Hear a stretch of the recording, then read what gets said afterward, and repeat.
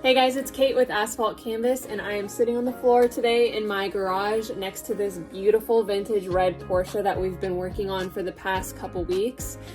Today I'd love to go over how I paint the vintage inspired race car numbers on the actual door panels themselves. We're going to be lightly patinaing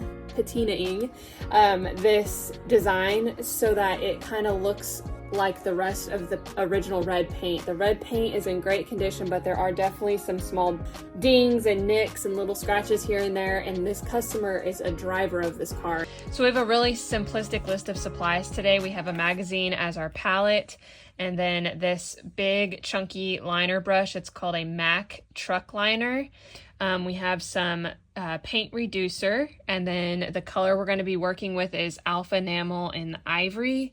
And then I ran out of paper towels today, so we're just using some fancier dinner napkins to clean our brushes. We're going to get started.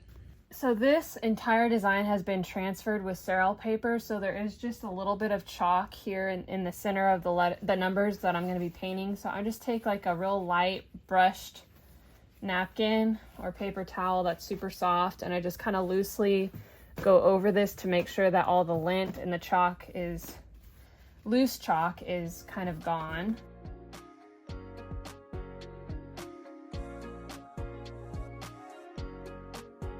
A good tip is that if you've had your magazine sitting around for a while with no paint on it right here and you come back to it in the next day, go ahead and just pull this first page off.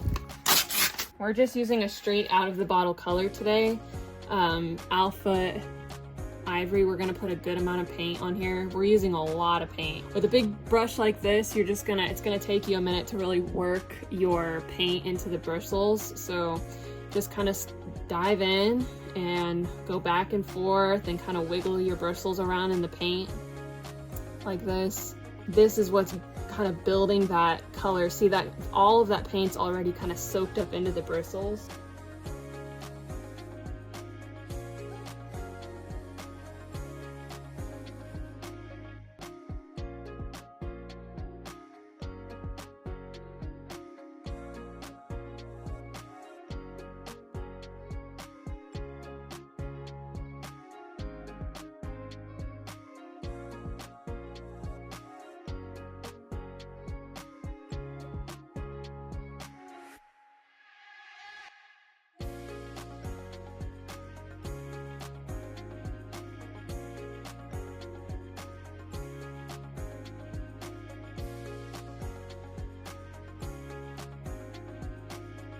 I'm gonna go back in, get some more paint. You can see it gets a little clumpy after it's been sitting out for a while. So all you need to do, especially with a patina job, is you can just kind of paint it out like this.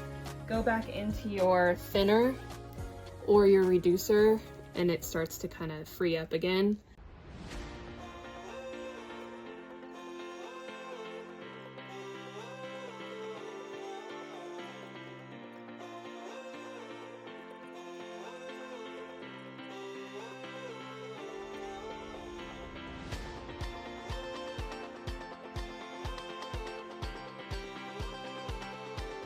All right, we're gonna knock out this number 6 and then go back in and do some light patina.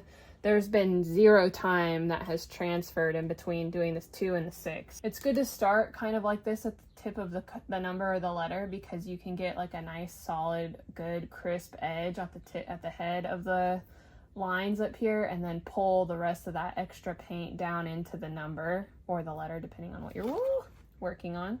Gotta love the drips. Okay, so let's talk about why that happened. So I set my brush down and it got into some thinner, and the thinner came back down and made its home right here in the hilt of the brush. And when I laid my brush down completely, it squeezed that thinner out. So that's why it's important to try and keep this part of your brush as clean as possible so that you don't get that drip like what we just had. Geez, I'm making a mess here, but at least now you guys can see. It's real life. So I'm not gonna fret about that. We're just gonna go through and keep moving.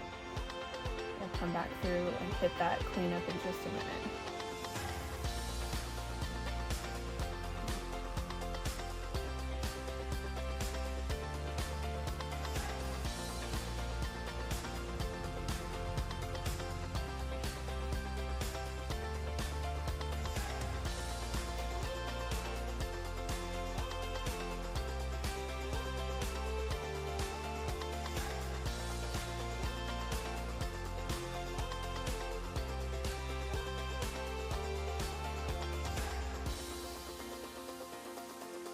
So we have both numbers initially painted. They still might require a second coat, but I'm going to show you a little trick. I take a quick little Mac Tidwell scrubby brush and some gloves, because this part really does, you get a lot of chemicals on your skin. We're going to be focusing on these little areas right here where they've like kicked out little areas. And then like right here, we kicked out a little bit. We're just going to take some very cheap paint thinner, which I've used for automotive stuff all the time, and or reducer. We're going to put that on our brush. There's no paint or anything on our brush. It's just the reducer. And then I kind of pinch the tips of the hairs together to make a nice, good chisel. And I go through and I just kind of outline the areas where the paint kind of got out of line. It's like an eraser, essentially. I do not rely on this as an eraser, by the way. Like there's a little fuzzer right here, and since this is a patina job, I'm gonna use that as an example of where I can add in some faux patina. So right now we're just kind of taking away some of that excess paint right here to make it look a little bit like where maybe like a scratch would have been. And we just kind of draw out that where it gets a little bit funky right there. And we might go back in and add some white paint later too if I took too much off, but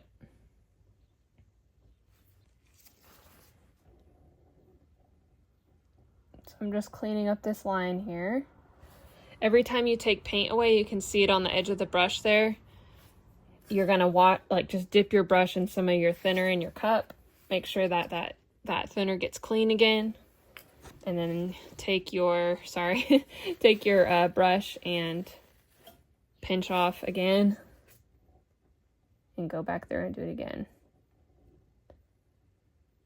This is not how you erase, or you don't want to rely on this as an erasing concept for everything, because you can see like if you don't get all of that paint cleaned off, you end up with these little smudge marks at the end of your lines. So I rarely teach this technique because I don't want people to rely on it, but it's really important because for this, to know how to do this in case you have like a dire straight situation. And of course, it's all job dependent. Like I said, if this was like a brand new Porsche and we were doing lettering, I would not be doing this at all, because you don't know how the paint thinner is going to actually affect the overall paint job. And especially if this were to be like sanded and not actually like a gloss, you know, if I was painting these numbers before the gloss happened in a paint shop, this option would not be possible. You cannot use the paint thinner erasing technique, if you will, on a sanded down piece of metal that's going to be painted again in the paint shop. You just can't do that because it will mess up the underneath paint. So it's been about 10 minutes and I still have my gloves on. The paint is starting to kind of dry. We're going to take this Mac Tidwell scrubby brush again, and we're going to start distressing the paint ever so slightly. This particular customer does not want it to look super, super distressed. So as you can see, I've started to add little areas, playing up where there's already some like dent marks here in the door. More specifically, I saw that there was this scratch here in the paint that came to me like that. So we're gonna actually play that up so that this looks like it's an old school number. We're gonna take our thinner. You're gonna apply it to the end of your paintbrush. Again, there's no paint on the end of this brush tip. And we're just gonna take it and just scrape out that paint in that scratch area so that this number looks super authentic. It actually is gonna make it more believable that this could have been an actual paint job back in the 50s on this car.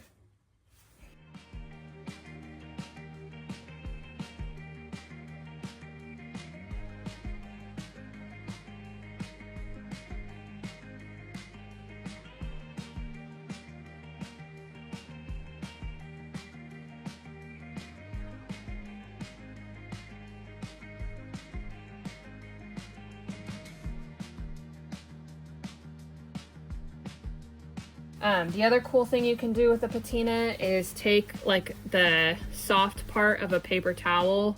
This has a tiny bit of thinner on it, and we're just gonna kind of tap in to this paint. I'm gonna add a little bit more thinner.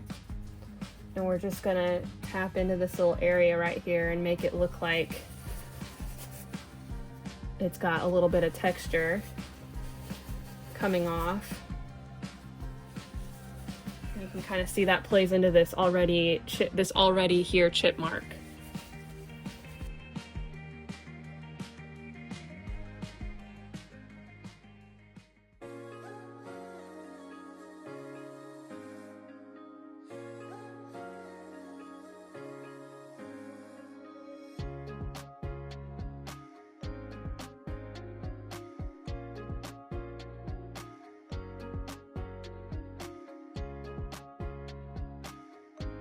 So you want to consider where the sun is going to be hitting, where your hands go all the time. So like if you're doing something close to a door handle, you want to make sure that the patina kind of comes close to that, because if you're naturally hitting it with your keys, if you're naturally moving your hands up and down on it in that area, it will be more patina there. The whole goal is to make it look as realistic as possible, like it wasn't actually painted in 2024, rather it was painted in like whatever year your car's from, 50s, 60s. Play up any of the natural dings in the paint, and the customer is sure to actually fall back in love with the current paint rather than apologize for the nicks and dings. We're gonna play those up in a patina paint job and make them look like they were earned on the racetrack rather than just overtime sitting in someone's garage. Thank you for watching. My name's Kate Cook, and we'll see you next time.